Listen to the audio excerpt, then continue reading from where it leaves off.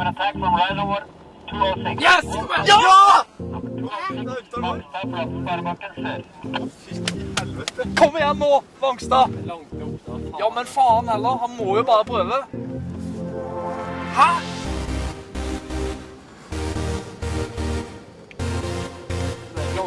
Å, det er close. Kan han vinne sammenlagt?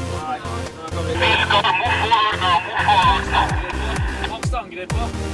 Helsike, nå er det spennende.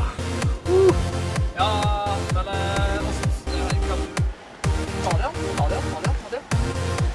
Yes, han vant! Han vant! Ja! Er det mulig?